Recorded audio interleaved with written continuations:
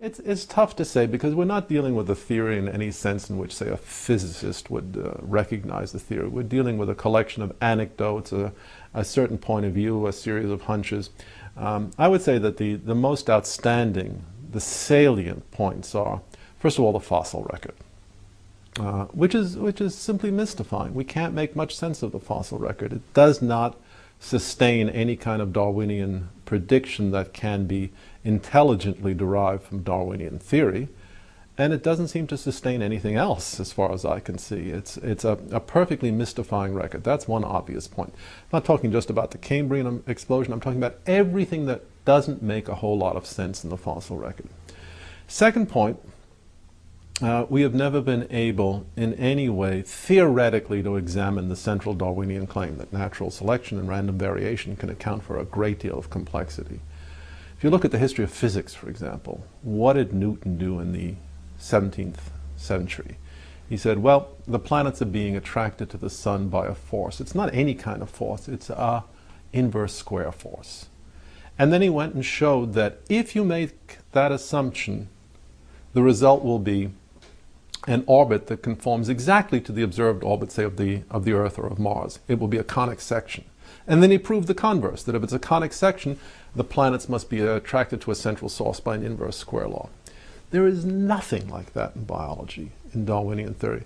A kind of a canonical demonstration that this mechanism, random variation, natural selection, is adequate to the generation of this level of complexity.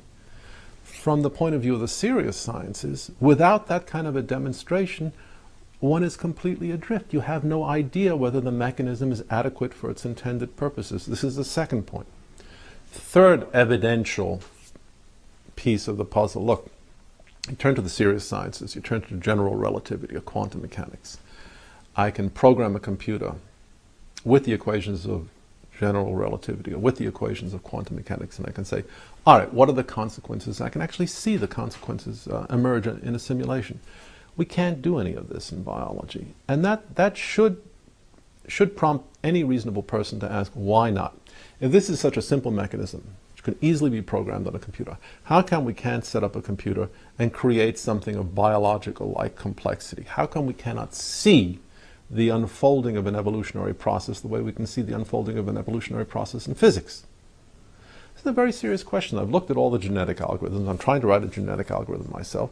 And the sheer fact is, without a tremendous amount of very special manipulation and ad hoc constraints, the computer is not going to generate anything realistic if it uses Darwinian mechanisms, and it will generate something realistic only if it doesn't use Darwinian mechanisms. This is an important point. 50 years after the computer revolution began, we have a splendid tool for assessing the intelligibility and viability of Darwinian theory. And everything that we know, and I think this is the uniform experience of anyone working in genetic algorithms, indicates these mechanisms will not work. They will not work for their intended purposes.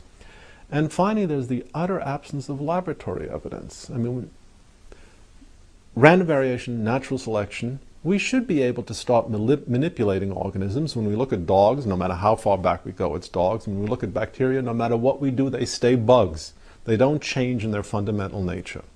There seems to be some sort of an inherent species limitation, and we have no good explanation for this in terms of Darwinian theory.